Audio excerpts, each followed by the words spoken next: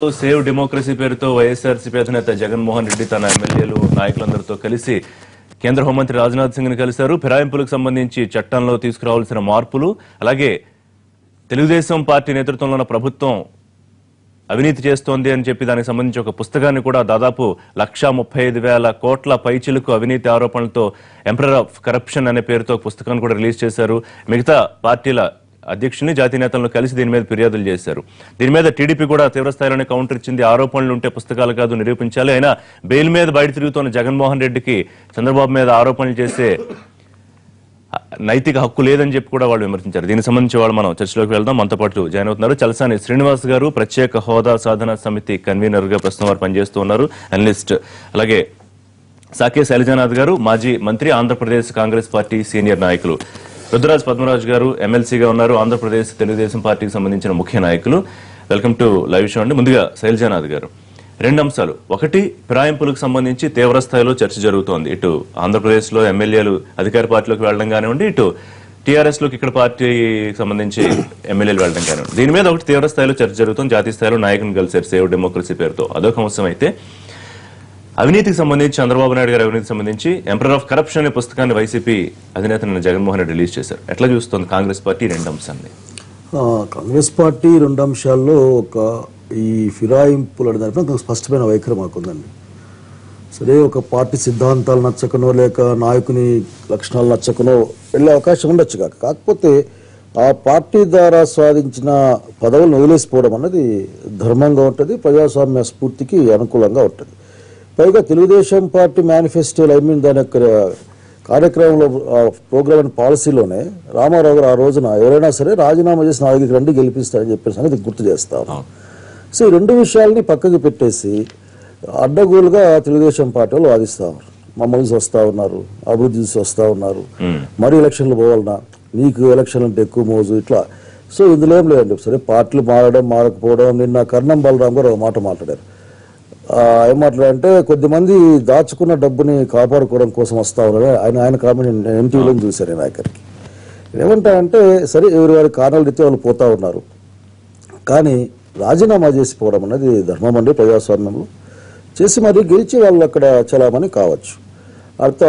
అంతవరకు నా అభిప్రాయం. రెండవది ఏంటంటే, ఇది డెమోక్రసీకి ఇబ్బంది అండి. అంటే ఏమంటే, ఒక ఫిరాయింపు అనేది అది ఒక చర్చనీయాంశమే కాకుండా ఏదో గొప్ప పని చేసినట్లు, ఎవరెస్ట్ శిఖరాన్ని ఎక్కినట్లు, కొద్దిగా ఊరేగింపులు ఏంటి, అసలు దండలేంటి, వాళ్ళ యొక్క హావభావాలేంటి, పైగా వాళ్ళు మారడం ద్వారా ప్రజలంతా మారినట్లు వాళ్ళు ఫీలింగ్ ఇస్తా ఉన్నారు. అంటే ఇప్పుడు ఆ కాన్స్టిట్యున్సీలో ఇంకా వేరే పార్టీ ఏది లేదు, కేవలం తెలుగుదేశం పార్టీ. ఎందుకంటే ఇతనికి వచ్చే 1,00,000 చిల్లర ఓట్లు ఉంటాయి, వాళ్ళకు 1,00,000 ఓట్లు, వాళ్ళకి 60-70 వీళ్ళకి 60-70 వచ్చి ఉంటాయి. సో ఇంక మొత్తం అంతా కనుక ఇది ఒక అన్యాయమైన ప్రక్రియ. చంద్రబాబు నాయుడు గారు ఒక అన్హెల్తీ పొలిటికల్ మైండ్ గేమ్ ఆడుతూ ఉన్నారు. అంటే బహుశా జగన్ రెడ్డిని అతను వీకెండ్ చేసే క్రమంలో భాగంగా అప్పుడు ఇద్దరిని, ఇప్పుడు ఇద్దరిని, రేపు మళ్ళీ ఇద్దరిని, ఇట్లా ఈ విధంగా చేస్తూ ఉన్నారు. సరే, అతను పొలిటికల్ గేమ్ కావచ్చు. పైగా రెండవది 80% ఆఫ్ ఓటింగ్ సంపాదిస్తాను భవిష్యత్తులో అని కూడా చెప్పుకుంటాం. 0.2%, 0.3% మార్జిన్తో గెలిచేట్లు సార్. ఫస్ట్ 2% గెలిచేట్లు, 1.8 గెలిచేట్లున్నారు. కనుక దాన్ని 80% తీసుకెళ్తాను నేను అనేది మాట్లాడసరికి ఇది అన్హెల్తీ అండి. ఎవరైనా సరే ధర్మం ఏంటంటే, న్యాయం ఏంటిగా రాజీనామా చేసిపోవాలి. అట్లాగే కరప్షన్ ఛార్జెస్ పైన సరే పుస్తకం వేశారు. 1,38,000 కోట్ల చిల్లర బడ్జెట్ లెక్కలా చెప్పారు. 1,34,290 అనా పైసలు సహా దాంట్లో వేశారు. ఇది కూడా నేను ఎగ్జాగరేటెడ్ గా చెప్పాను, కానీ అది అట్లా ప్రజలు దాన్ని ఆకట్టుకోదండి. ఇప్పుడు రాజధానిలో అవినీతి జరుగుతూ ఉంది అన్నది నా యొక్క అభిప్రాయం, స్పష్టమైన అభిప్రాయం. రాజధాని నిర్మాణానికి అనుకూలంగానే, కాకపోతే మా రాయలసీమకు రావాల్సిన రాజధాని ఎత్తుకుపోయిన బాధ ఉన్నప్పటికీ కూడా రాజధాని నిర్మాణానికి అనుకూలమే.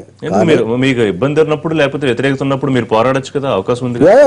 అదొక పెద్ద ట్రాజడీ అండి. అందుకే అసెంబ్లీలో రాజధాని గురించి మాట్లాడుతున్నారు. చంద్రబాబు నాయుడు గారు రాయలసీమ, జగన్ రెడ్డి గారు ఇంకా మరీ కడప రాయలసీమ. సరే, మాకు న్యాయం చేస్తారు కదా ఇద్దరు మా వాళ్ళే అనుకున్నాం. ఆయనేమో లేసి విజయవాడ పక్కన పెడతారు, ఆయన ప్రకటిస్తే ఈయన లేసేసి నాకు అభ్యంతరం ఆయన మొదలు పెడతాడు. ఇంకా ప్రతిపక్షం అధికార పక్షం రెండు అసలుకి ఈ రాష్ట్రంలో ఒక ఏక మాటకు వచ్చినప్పుడు మనం బయట రావాల్సిందే కదా. సో మేము మర్చాం, అలాంటి వాళ్ళు మర్చాం, గొడవలు చేసాం కూడా అక్కడక్కడ.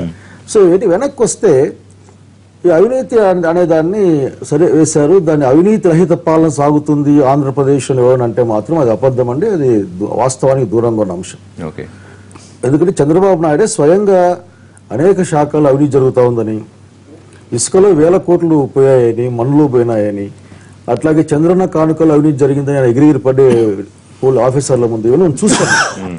అట్లాగే అనేక ఆరోపణలు, ఉదాహరణకి ఆ పారిశ్రామిక రాయితీలు ఇచ్చినప్పుడు ఇంత కష్టంలో పారిశ్రామిక ఒక గంప గుత్తగా ఇచ్చారని, దాంట్లో డబ్బులు మారాయని, పట్టిసీమగా పిలువబడే వట్టిసీమలో కూడా దాదాపు 600 కోట్లు 23% ఎక్స్ట్రా మళ్ళీ వాళ్ళకి బోనస్ ఇస్తామని, ఇవన్నీ కూడా అవినీతిలో భాగంగానే ప్రజలు భావిస్తూ ఉన్నారండి. కనుక జగన్మోహన్ రెడ్డి ఢిల్లీలో ఇచ్చిన పుస్తకంలో 2 విషయాలు, తెలుగుదేశం పార్టీ నాయుడు దులిపేసుకొని పోవచ్చు, ఇవన్నీ కొత్త బోర్డులు అంతే. ఇవాళ నిజంగా అతనికి నిజాయితీ సిన్సియారిటీ ఉంటే, ఎందుకంటే పులు గడిగిన ముత్యంలా ఉంటాను నేను, కడిగిన ముత్యం అని చెప్పుకుంటారు. సో ఈ అన్ని ఇష్యూల పైన ఒక మంచి ఒక గొప్ప వాళ్ళతో ఎంక్వైరీ కమిటీ వేసుకొని ఎంక్వైరీలో అంతా ఫ్రాడ్ అని చెప్తే జగన్మోహన్ రెడ్డి పొలిటికల్ కెరీర్ కూడా క్లోజ్ అయ్యే అవకాశం కూడా ఉందండి.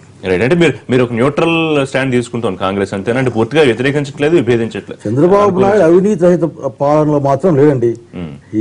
ఈ గవర్నమెంట్ అతని ప్రభుత్వం అవినీతిలో ఉందని నాకు ఆరోపణ కూడా. అంటే ప్రభుత్వాల్లో ఎవరన్నా అవినీతి జరుగుతుంది అనే ఉద్దేశంతో చెప్తున్నారా, లేకపోతే నేను చెప్పడం కాదు, నా విషయం మీరు కీలకంగా మంత్రిగా పనిచేస్తున్నారు. చంద్రబాబు నాయుడు గారే స్వయంగా చెప్పారు, నేను చెప్పడం వేరే సంగతి అండి బాబు. ఇసుక పాలసీ 2 ఏళ్లు పెట్టిన తర్వాత మారుస్తా ఉన్నాను, అవినీతి జరిగింది, దీంట్లో అవి జరుగుతా ఉంది, 1000 కోట్ల రూపాయలు అని చెప్పారండి. ఒక కాలర్ తో మాట్లాడి కంటిన్యూ చేద్దామండి. హైదరాబాద్ నుంచి ఒక కాలర్ ఉన్నారు, నాగేశ్వరరావు గారు. గుడ్ మార్నింగ్ అండి. నాగేశ్వరరావు గారు, ఫస్ట్ ఈ వాల్యూమ్ తగ్గించాలి. హలో, చెప్పండి సార్. మీరు నాతోనే మాట్లాడాలి, టీవీలో ఉంటే కాల్ డిస్టర్బ్ అవుతుంది. అదే సార్, ఇప్పుడు నేను చిన్న విషయం చెప్దాం అనుకుంటాను. ఇప్పుడు నేను చిన్న విషయం చెప్దాం చెప్పండి. నాగేశ్వరరావు గారు సార్, ఇప్పుడున్న ఆర్థిక పరిస్థితిని ప్రకారం, ఇప్పుడున్న ప్రభుత్వం నడవడి ప్రకారం అసలు అంతంత అవినీతులు ఎక్కడ జరుగుతాయండి? వాళ్ళు అర్థం పర్థం లేకుండా చెప్పడం తప్ప, అసలు ఏదో కాలక్షేపం వస్తాను తప్ప. అంటే ఎంతో కొంత అవినీతి జరుగుతుంది, వీళ్ళు చెప్పేంత లక్షల కోట్లు జరిగే అంత స్థాయి లేదనా? అంత స్థాయి అసలు ఎక్కడుందండి? ఇప్పుడు ఎవరికి వాళ్ళు. రైట్ నాగేశ్వర. నెక్స్ట్ కర్నూలు నుంచి మధుసూదన్ గారు. నమస్కారం అండి. నమస్కారం సార్. శైలజనాథ్ గారు అందరికీ నమస్కారం. నమస్తే మధు సార్. అది రాయలసీమ గురించి మీరే మాట్లాడాలి సార్. అది మొత్తానికి ఏది కర్నూలు ఒక్కరైనా పట్టించుకుంటున్నారా సార్? అది ఆ టీడీపీ నుంచి అయితే కనీసం రుణమాఫీ అన్నారు, రుణమాఫీ లేదు. బ్యాంక్ నుంచి నోటీసులు వస్తున్నాయి సార్. కనీసం ఇప్పుడు ఆయన ఏదైతే రుణమాఫీ అన్నాడో చేసినవి వడ్డీ కూడా సరిపోవట్లేదు సార్. అవి మీరు ఒక విడత చేశారు కదా కొంత రుణమాఫీ. బ్యాంక్ మేనేజర్, అదే సార్, బ్యాంక్ మేనేజర్ దగ్గరికి వెళ్తే సార్ అవి మీకు రావు పోవు, అవి కనీసం ఇది చేస్తే వడ్డీ కూడా సరిపోవు సార్. మీరు కట్టి తీసుకుంటేనేమో సరిపోద్ది, లేదంటే మాత్రం అది మొత్తానికే మీకు అమౌంట్ రాదు, మీకు ఇంకోసారి లోన్ తీసుకోవడానికి అవకాశం ఉండదు అని చెప్పి చెప్తున్నాడు సార్. రైట్ మధు గారు. శ్రీనివాస్ గారు, మీరు కంక్లూడ్ చేస్తారా దీంట్లో? కాబట్టి సో జగన్ రెడ్డి కూడా ప్రజాక్షేత్రం తేల్చుకోవాల్సిన అంశాలను ఢిల్లీలో తేల్చుకుంటున్నారు. టీడీపీ నాయకులు తీవ్రంగా ఇప్పుడు ఆయన బెయిల్ మీద బయట తిరుగుతున్నారు. లాస్ట్ కామెంట్ అర్హత లేదని టీడీపీ అంటుంది. టీడీపీ వాళ్ళు మాట్లాడితే అసలుకి జగన్మోహన్ రెడ్డిని అసెంబ్లీ బయట అది అన్నం గురించి మాట్లాడినా, కరువు గురించి మాట్లాడినా, దేని గురించి మాట్లాడినా 1,00,000 కోట్ల అవినీతి కోట్లను మొదలు పెడతారు మంత్రులు సహా. నేను అడిగేది ఏమంటే, అట్లాంటి ఒక యనమల రామకృష్ణ గారు మన అసెంబ్లీలో సబే సుప్రీం, రోజా గారి విషయంలో సబే సుప్రీం అని చెప్పారు. ఆంధ్రప్రదేశ్ శాసనసభలో ఏమన్నా ఒక తీర్మానం చేశారా? అవినీతి ఆరోపణలు ఉన్నవాడు ప్రభుత్వం పైన ఆరోపణలు చేయకూడదన్న తీర్మానం ఏమైనా చేశారా? లేకపోతే ఏమన్నా ఒక రూల్ ఏమైనా ఉందా? కనుక తప్పించుకునే మాటలు అవసరం లేదు. వాస్తవమా కాదా? వాస్తవం అయితే వాస్తవం అండి. వాస్తవం అంటే వాస్తవం. మిత్రుడు ఆయన పెద్ద ఆయన మాట్లాడు అక్కడి నుంచి 1,00,000 కోట్లు దాంట్లో రాజధాని అవినీతి జరుగుతూ ఉంది అని రాశారు ఉల్లాకర్. బట్ ఇది ఓన్లీ వన్ థింగ్ అండి. చంద్రబాబు నాయుడు గారు తను నిరూపించుకోవాలనుకుంటే ఎంక్వైరీ చేసుకోవచ్చు. లేదు అసలుకి తప్పించుకుందామంటే జగన్ రెడ్డి నువ్వు 1,00,000 కోట్లు, నేను 1,34 కోట్లు, రెండు సమానం పోని వదిలేదు. మాట్లాడద్దని చెప్పాలా? రైట్. పద్మరాజు గారు, ఏంటి తీవ్ర స్థాయిలో విమర్శలు? సరే, ఒకవైపు ప్రత్యేక హోదాకు సంబంధించి ఒక వినతిపత్రం ఇవి కూడా ఇచ్చారు, ఈ పర్యటనలో ఒక మంచి కార్యక్రమం కూడా చేశారు వైసీపీ. మరోవైపు మీరు ఇబ్బంది పడాల్సిన అవసరమైనా ఎంపరర్ ఆఫ్ కరప్షన్ అనే ఒక పెద్ద పుస్తకాన్ని రిలీజ్ చేశారు. వైఎస్ఆర్ అధినేత అయినటువంటి మరి జగన్మోహన్ రెడ్డి గారు ఢిల్లీ పర్యటనలో భాగంగా విభిన్నమైనటువంటి ఉన్నత వర్గానికి చెందినటువంటి నాయకులను కలిసి ఈ రాష్ట్రంలో జరుగుతున్న పెద్దగా అవినీతి జరిగిపోతున్నటువంటి గగ్గోలు పెట్టేటువంటి ప్రయత్నంగా ఆయన 2 రోజులు గడిపిన సంఘటన చూసాం. ఆయన చెప్పిన విషయంలో చంద్రబాబు నాయుడు గారు ఇది ఎంపరర్ ఆఫ్ కరప్షన్ అంటే అవినీతి సామ్రాట్, అవినీతి చక్రవర్తి అనేటువంటి విధంగా అక్కడ వాళ్ళందరినీ కూడా అంటే ఈ విధమైన తప్పుడు సమాచారం ఇవ్వడం ద్వారా రాజకీయంగా లబ్ధి పొందాలనేటువంటి ఆలోచనతో చేస్తున్నటువంటి ప్రక్రియలో కానీ దీనిలో ఈషన్ మాత్రం కూడా నిజం లేదు. 31 కేసుల్లో 1,34,258 కోట్ల రూపాయలు అవినీతి జరిగిందని చెప్తున్నటువంటి పరిస్థితుల్లో ఇప్పుడే ఒక కాలర్ మిత్రుడు కూడా మాట్లాడాడు. అసలు కేంద్రం నుంచి వచ్చినటువంటి నిధులు ఏంటి, ఇక్కడ ఖర్చు పెట్టినటువంటి ఏంటి, ఇప్పటికే లోటు బడ్జెట్తో ఉన్నటువంటి ఆంధ్రప్రదేశ్ రాష్ట్రం అతలాకుతలమవుతున్నటువంటి పరిస్థితి ఏమిటి, అదీ కాకుండా జగన్మోహన్ రెడ్డి లాంటి అవినీతి రాజకీయ నాయకుడు మరి అనేక నెలలు అంటే సుమారుగా 16 నెలలు జైల్లో మగ్గినటువంటి వ్యక్తి మరి గురువింద నాకు 2 సామెతలు గుర్తొస్తాయి. 2 సామెతలు గుర్తొస్తాయన్న, ఒకటి గురువింద గింజ సామెత గుర్తొస్తుంది, 2 దెయ్యాలు వేదాలు వలిస్తున్నటువంటి సామెత. తీర్మానం చేయండి అసెంబ్లీలో ఆరోపణలు చేయకూడదని అంటలేదు, కానీ జనం నమ్మేటువంటి స్థితిలో లేదని చెప్తా ఉన్నాను. ఒక పారదర్శకత్వమైనటువంటి పరిపాలన జరుగుతుంది ఆంధ్రప్రదేశ్ లో. ఎందుచేతనంటే ఒక నూతన రాష్ట్రంగా ఆవిర్భవించినటువంటి ఈ రాష్ట్రంలో మరి కేంద్రం నుంచి వచ్చేటువంటి నిధులని ఒక సామరస్య ధోరణిలో మేము వారితో సత్సంబంధాలు నెరవేరుస్తూ వాటిని తీసుకురావడం ద్వారా ఆంధ్రప్రదేశ్ లో ఉన్నటువంటి ఇబ్బందులందరినీ కూడా కేంద్రానికి మా సంకీర్ణంలో భాగంగా ఎన్నికల ముందే సంకీర్ణంలో భాగస్వామిగా ఉన్నటువంటి మేము బీజేపీ ప్రభుత్వంతో సత్సంబంధాలు నెరవేరుస్తూ మరి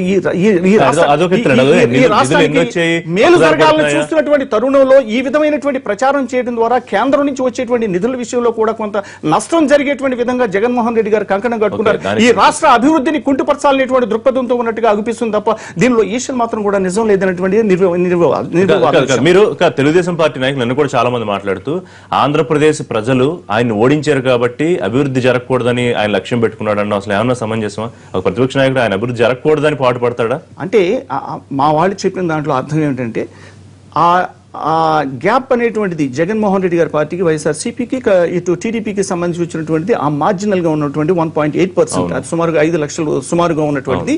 అంటే ఈ విధంగా ప్రతిరోజు కూడా అధికారంలో ఉన్నటువంటి పార్టీ కష్టాలు అంటే ఆర్థికంగా ఇబ్బందుల్లో ఉన్నటువంటి పార్టీ ఆర్థికంగా ఉన్నటువంటి ప్రభుత్వం చంద్రబాబు నాయుడు గారిని ఏదో విధంగా ఈ విధమైనటువంటి మరి సూటిపోటి మాటల ద్వారా ఆయన్ని నిర్వీర్యం చేయడం ద్వారా కేంద్రం నుంచి వచ్చేటువంటి నిధులు జాప్యం అవుతున్న అనేటువంటి మిషతో చేస్తున్నటువంటి దానికి తద్వారా రాజకీయంగా లబ్ధి పొందడం ద్వారా రాబోయేటువంటి రోజుల్లో తన అధికారంలో రావాలనేటువంటి ఒక ఏకైక లక్ష్యంతో పనిచేస్తున్నాడు తప్ప అతనికి ఆంధ్రప్రదేశ్ అనేటువంటిది ఇది ఓకే ఎన్నికలు అయిపోయినాయి, అధికారంలోకి ఎవరు వచ్చినప్పటికీ కూడా మన రాష్ట్రం నూతన రాష్ట్రానికి మరి రాజధాని విషయంలో కావచ్చు, లేకపోతే అభివృద్ధి విషయంలో కావచ్చు, ఒక పోలవరం విషయంలో కావచ్చు, ప్రత్యేక ప్రతిపత్తి విషయంలో కావచ్చు, లేదా ప్యాకేజ్ విషయంలో కావచ్చు, ఏది ఏమైనప్పటికీ కూడా మనం అధికారం రాకపోయినా ఒక ప్రతిపక్ష నేతగా సమస్యల మీద అహర్నిశలు కృషి చేయాలనేటువంటి ఆ దృక్పథం ఆయనది ఎక్కడ కూడా కనిపించట్లేదు అనేటువంటిది మనం చూస్తా ఉన్నాం.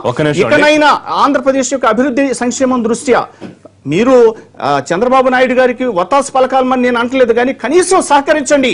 లేకపోతే ఆంధ్రప్రదేశ్ మన చుట్టుపక్కల ఉన్నటువంటి దక్షిణాది ఉన్నటువంటి 4 రాష్ట్రాలకి ఇప్పటికే కూడా మరి చాలా అధమ స్థితిలో ఉన్నటువంటి దీనిని పైకి తీసుకురావాలనేటువంటి ఒక ప్రణాళికాబద్ధంగా చేసినటువంటి ఈ ప్రక్రియలో భాగంగా ప్రజలు క్షమించరనేటువంటి కూడా దయచేసి YCP MLA Adimulapu Suresh phone line లో మనతో లైవ్ షోలో జాయిన్ అవుతున్నారు. సురేష్ గారు నమస్కారం అండి. ఏదైతే మీరు ఎంపరర్ ఆఫ్ కరప్షన్ అని ఆంధ్రప్రదేశ్ ముఖ్యమంత్రి మీద బుక్ రిలీజ్ చేస్తారో దానికి సంబంధించి మీరు అభివృద్ధి నిరోధకులుగా ఉన్నారు అని చెప్పి తెలుగుదేశం పార్టీ నాయకులు ఆరోపిస్తున్నారు. మరోవైపు ఆధారాలుంటే మీరు సిబిఐకి వెళ్ళొచ్చు, లేకపోతే కోర్టులకు వెళ్ళొచ్చు అని కూడా వాళ్ళు ఒక సవాల్ విసిరారు. రెండోది, ఆంధ్రప్రదేశ్ ప్రజలు మిమ్మల్ని ఓడించారనే కక్షతోటి రాష్ట్ర అభివృద్ధిని అడ్డుకుంటున్నారనే ఒక తీవ్ర విమర్శ చేశారు మీ మీద. ఒకటి, ప్రజాస్వామ్య వ్యవస్థలో ప్రతిపక్షానికి ఎంత గుర్తింపు ఉందో అధికార పక్షానికి ఉన్నంత గుర్తింపు కూడా ఉండాల్సిన బాధ్యత ఈ రోజు అధికార పక్షం వాళ్ళు తీసుకోవాల్సిన అవసరం ఉంది. ఎందుకంటే ఈ రోజు మమ్మల్ని ప్రతిపక్ష హోదాలో మాకు ఇచ్చారు, ఈ రోజు మమ్మల్ని కూర్చోబెట్టారు. ఈ రోజు అపోజిషన్ అనేది ఇది voice of the millions of the voiceless people అనే ఒక అవగాహన ఈ రోజు అధికార పక్షానికి ఉండాల్సిన అవసరం ఉంది. అంతేగాని విన్నా చెప్పండి సురేష్ గారు. అందుకే ఈరోజు ప్రతిపక్షాన్ని మేము సమూలంగా మేము రూపుమాపుతాం, వాళ్ళని నిర్మూలన చేస్తాం, ప్రతిపక్షం మాకు ఉండాల్సిన అవసరం లేదనేది అది ఏ విధంగా ప్రజాస్వామ్యవాదులు ఎవరు అట్టించే ఆలోచన కాదది. ఈ రోజు అధికార పార్టీ తెలుగుదేశం పార్టీ చేస్తున్న ఈ రోజు ప్రక్రియలు ఏదైతుందో ఈ పార్టీ ఫిరాయింపులు ప్రాసెస్ ఉందో అది కేవలం వాళ్ళకి ఎవరు మైనార్టీ గవర్నమెంట్ ఉందో చెప్పండి. వాళ్ళ గవర్నమెంట్ వాళ్ళకి ఉంది కదండి. వాళ్ళు ప్రజలు వాళ్ళకి ఈరోజు పట్టం కట్టడానికి వాళ్ళు అంతా ఉన్నారు. ఈరోజు ప్రజలు వాళ్ళు కట్టిన వాళ్ళు శాసనసభ్యుల్ని జరిగింది కాబట్టి పరిపాలన చేయాలి. అధికార పార్టీ ఆకర్షిస్తుంది అనేటువంటి పరిపాలన విఫలమయ్యారు. ఈ రోజు రాష్ట్రం అంతా రాష్ట్ర ప్రభుత్వం అంతా ఈ రోజు అవినీతి ఆరోపణలతో కూర్చుపోయింది. ఈరోజు పరిపాలన ఎక్కడ జరుగుతుందండి? ముఖ్యమంత్రి అమరావతిలో కూర్చున్నారు, సెక్రటరీ అంతా హైదరాబాద్ లో ఉంది. అసలు ఏ పని పోతుందో ఏ మంత్రి గారు ఎక్కడ ఉంటారో, ఏ సెక్రటరీ తెలుసండి, ఏ సెక్రటరీ గారు పరిపాలన మొత్తం గాలికి వదిలేసి ఈ రోజు ఈ సురేష్ గారు ఒక్క నిమిషం, నేను మళ్ళీ మీతో మాట్లాడతాను. సురేష్ గారు ఒక్క నిమిషం అండి. Right, BJP MLC Somu Veerraju గారు ఫోన్ లైన్ లో జాయిన్ అవుతున్నారు. వీర్రాజు గారు గుడ్ మార్నింగ్ అండి. Good morning sir. ఈ ఇష్యూస్ ఎట్లా చూస్తున్నారు? ఫిరాయింపులకు సంబంధించి సేవ్ డెమోక్రసీ పేరుతో జగన్మోహన్ రెడ్డి వారి పార్టీకి సంబంధించిన నాయకులు హోంమంత్రికి ఫిర్యాదు చేయడం, హోంమంత్రి అపాయింట్మెంట్ ఇవ్వడానికి సంబంధించి కూడా తెలుగుదేశం పార్టీ నాయకులు కొంత విమర్శలు చేస్తున్నట్టు, ఇబ్బంది పడుతున్నట్టు ఒక వార్తలు వస్తూ ఉన్నాయి. నిజమేనా అది? వార్తలే కదా సార్, అది నిజాలు ఎలాగవుతాయి? వార్తలన్నీ నిజాలు అవ్వవు కదా. ఏం సార్? అందుకే నిజమేనా అని అడుగుతున్నాను సార్ మిమ్మల్ని. ఎవరైనా ఒక పార్టీ అపాయింట్మెంట్ అడిగితే ముఖ్యమంత్రి గారు ఇస్తారు, అక్కడ వారు కూడా ఇవ్వడానికి ప్రయత్నం చేస్తుంటారు. దాన్ని పెద్దగా మనం రియాక్టివ్ గా తీసుకోవాల్సినటువంటి అవసరం అయితే. దీన్ని Telugu Desam party MLA senior MLA bonda Uma విమర్శించారు. ఎవరి అభిప్రాయాలు వారికి ఉంటాయి. నా అభిప్రాయం చెప్పాను, వారి అభిప్రాయాన్ని నేను విమర్శించను. ఇక్కడ ఉన్నటువంటి ఒక ప్రతిపక్ష నాయకుడు అక్కడ హోంమంత్రిని కలవడానికి వెళ్ళినప్పుడు ఆయన వారికి ఇంటర్వ్యూ ఇవ్వడం అనేది దాన్ని నేనైతే పాజిటివ్ గా తీసుకుంటున్నా. అలాంటి విషయాల్లో అవతల తెలుగుదేశం మా మిత్రపక్షం ఇబ్బంది పడడానికి సహజంగా అవకాశాలు ఉంటాయి. వారిని మనం విమర్శించవలసినటువంటి అవసరం లేదు. రెండోది, ఈ అంశాలు ఎట్లా చూస్తున్నారండి? ఒకటి, చట్టాల్లో సవరణ తీసుకురావాలి అని చెప్పడం. రెండోది, కీలకమైన జాతీయ స్థాయి నాయకులు కూడా వ్యాఖ్యానించారు.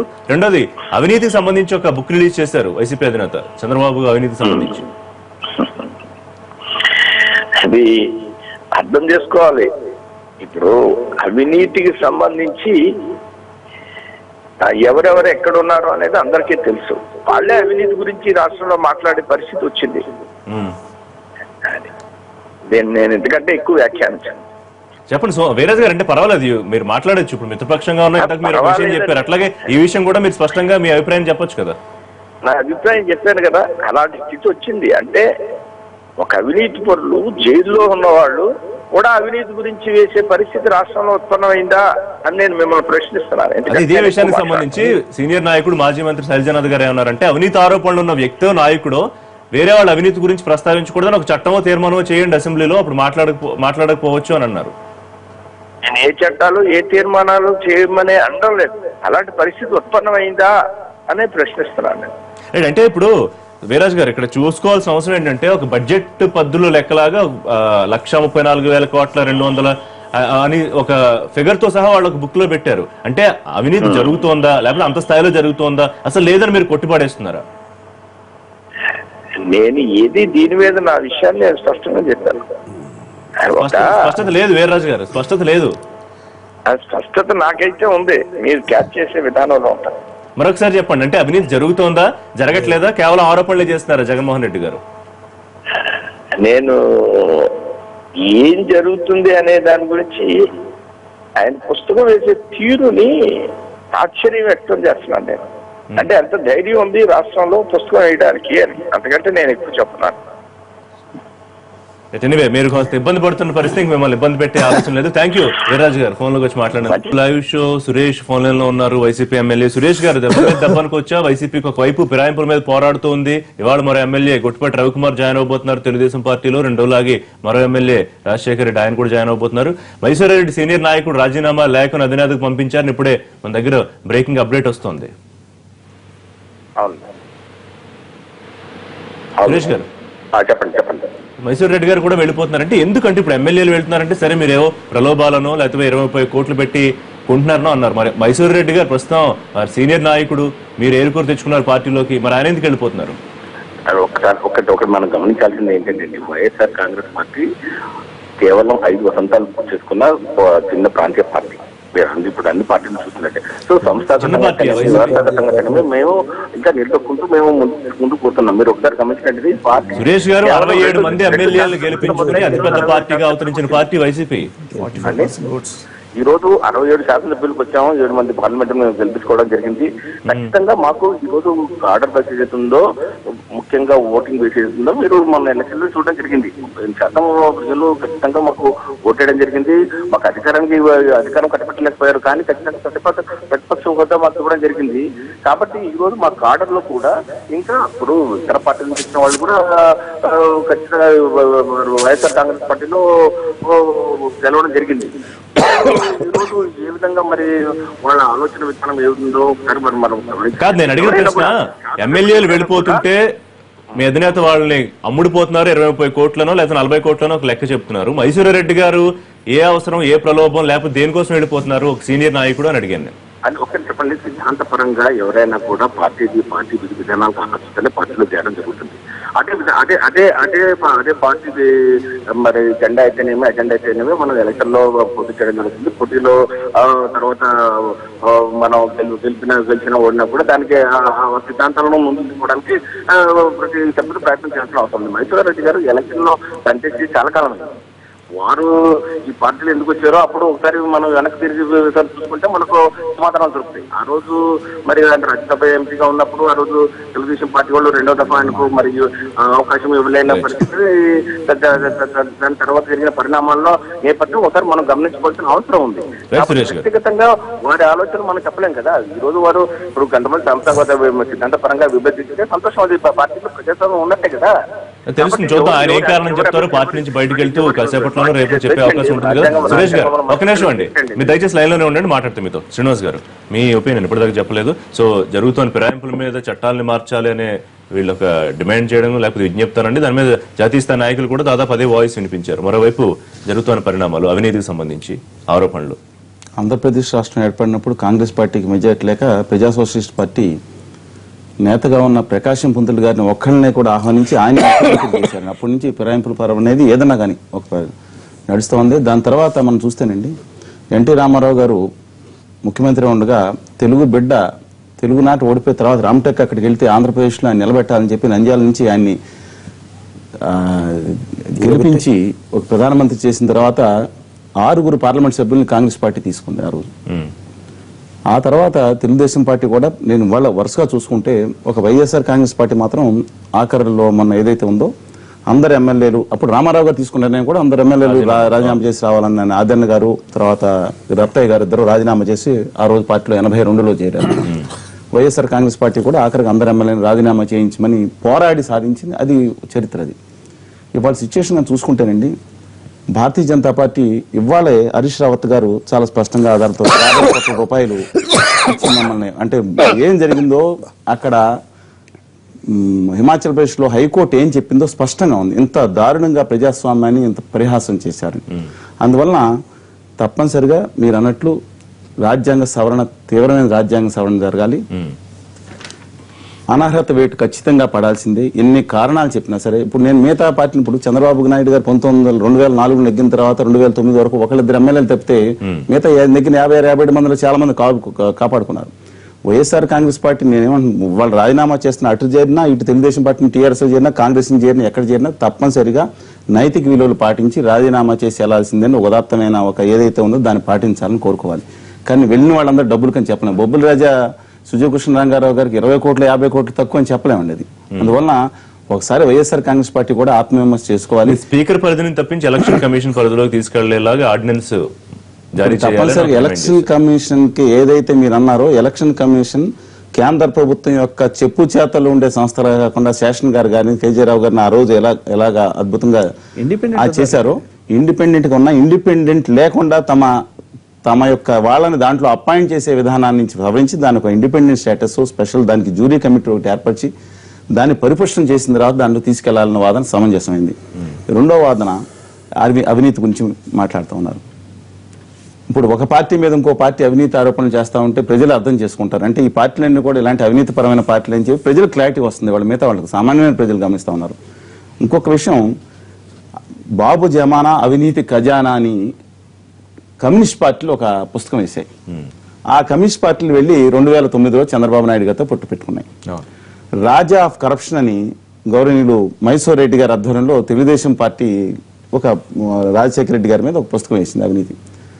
మైసూర్ రెడ్డి గారు ఆ రోజు తర్వాత తెలుగుదేశం పార్టీలో నుంచి మళ్ళీ వైకాపాలోకి వెళ్ళడం జరిగింది.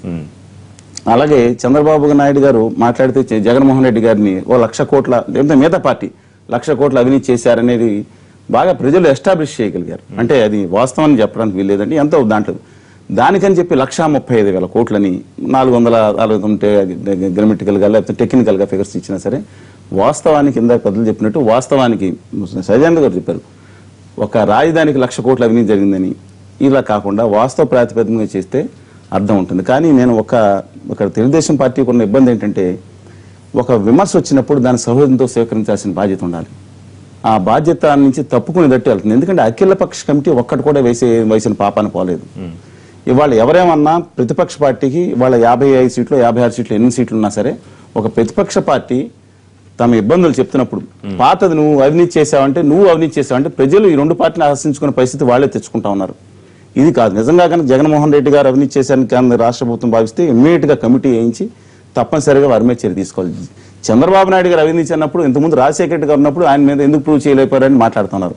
అంటే ఒకరినొకరు రాజకీయ ఆరోపణలు కాకుండా సిద్ధాంతాలు ఉండే నేపథ్యంలో అంటే వీళ్ళిద్దరూ హ్యాండ్ ఇన్ రోల్ ఉన్నారండి. ఈ రెండు రాజకీయ పార్టీలు ఒకరి మీద ఒక అవినీతి ఆరోపణలు చేసుకుంటారు కానీ ఎవరిని శిక్షింప చేయనివరా?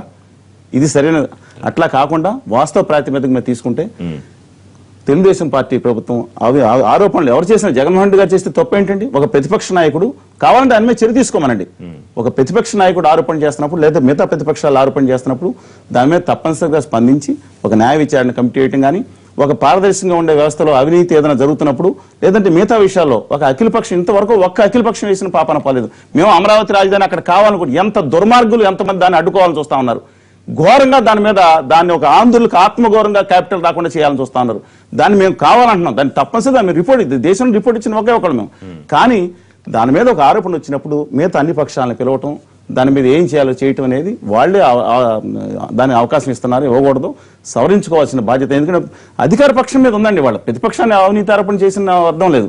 అధికార పక్షం ముందుకు వచ్చి దాన్ని సవరించుకోవాల్సిన అవసరం ఉంది. చూద్దాం దీని మీద తెలుగుదేశం పార్టీ ఒపీనియన్ చూసే పద్మరాజు గారు శ్రీనివాస్ గారు చెప్పినట్టు ఎదురుదాడి కాకుండా మీరు ఒక పాజిటివ్ గా స్టెప్ తీసుకునే అవకాశం ఏమన్నా ఉంటుందా? ఇప్పుడు మీరు అడుగుతున్నారు ఆరోపణలు చేయడం కాదు, పుస్తకాలు వేయడం కాదు, సరే అసలు అర్హత లేదు, ఆయనకి రాజకీయ నాయకుడిగా ఉండే అర్హత లేదు, ఇవన్నీ మీరు రాజకీయం కామెంట్ చేయొచ్చు. కానీ ప్రజలకి మీరు ఎటువంటి అవినీతి ముద్ర లేదు అని చెప్పుకోవడానికి మీరే విచారణకి ఆదేశిస్తే చంద్రబాబు నాయుడు గారి గత చరిత్ర ఒకసారి చూసినట్లయితే ఇదివరలో కూడా రాజశేఖర రెడ్డి గారి హయాంలో ఆయన ముఖ్యమంత్రిగా ఉన్నప్పుడు కానీ తదుపరి కానీ చూసినటువంటి సంఘటనలు చూసినప్పుడు ఆయన మీద సుమారుగా 26 కేసులు పెండింగ్ లో ఉన్నటువంటి కేసుల్లో ఆయన కడిగిన ముత్యంలాగా ఎక్కడా కూడా అవినీతికి ఆవిడ దూరం ఉన్నట్టుగా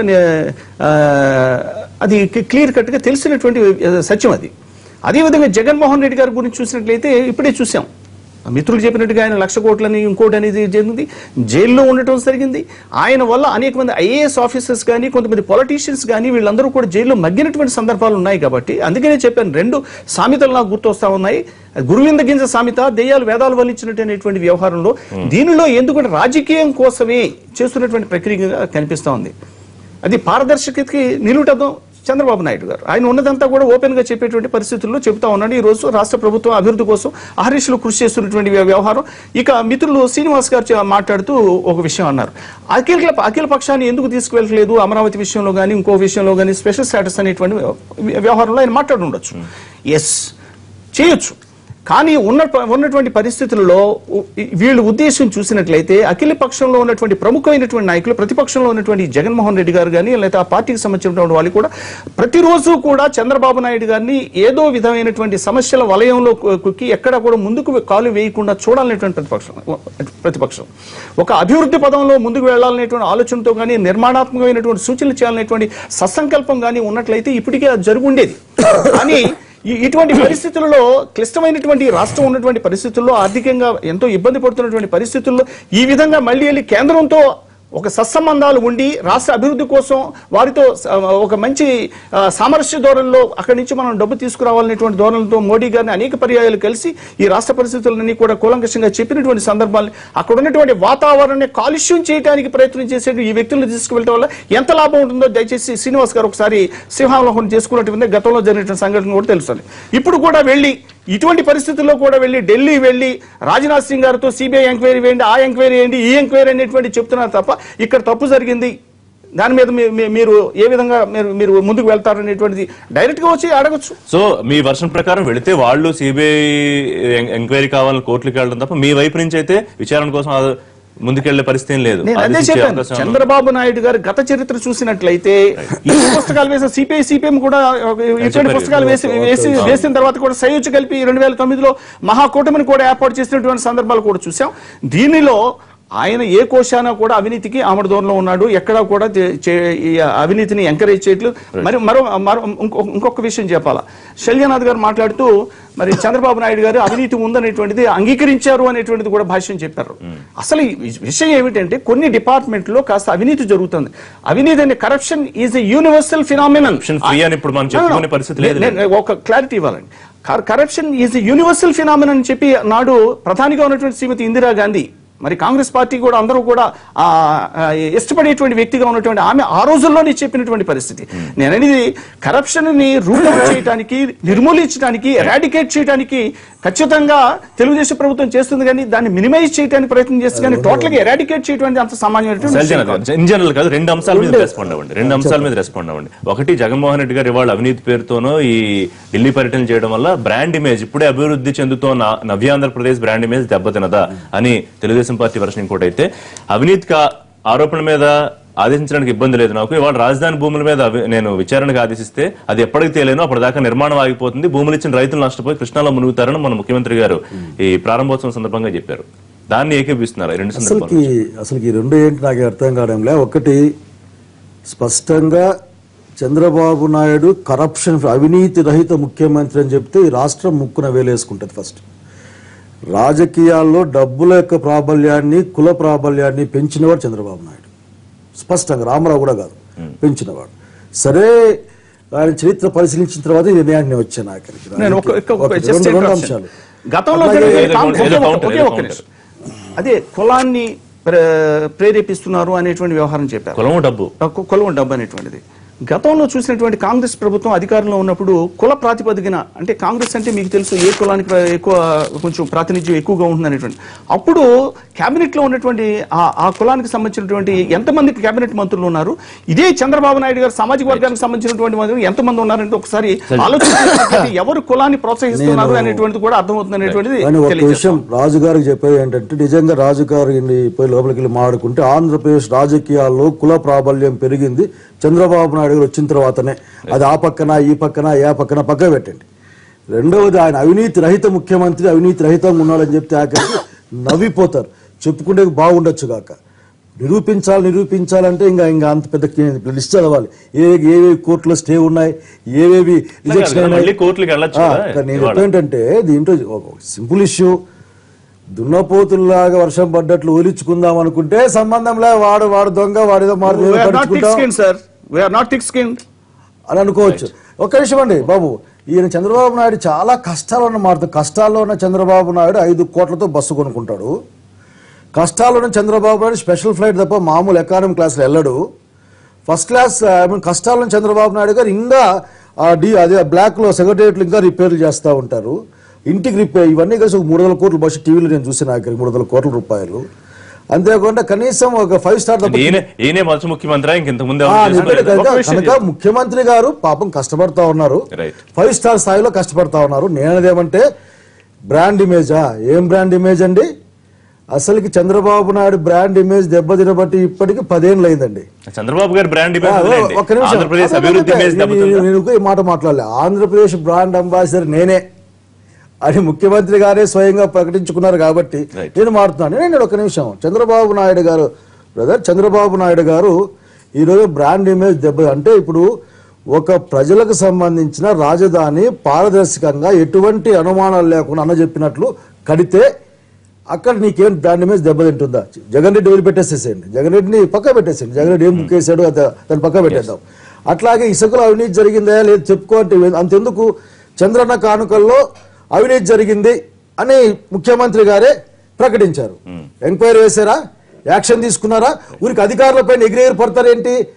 అతనే ప్రధాన పరిపాలనాధికారి సీఈఓ అని చెప్పుకుంటే ఆయన కనుక చంద్రబాబు నాయుడు గారు థిక్ స్కిన్డ్ గా వాళ్ళ పార్టీ థిక్ స్కిన్డ్ గా వదిలించుకుంటే వదిలించుకోవచ్చు.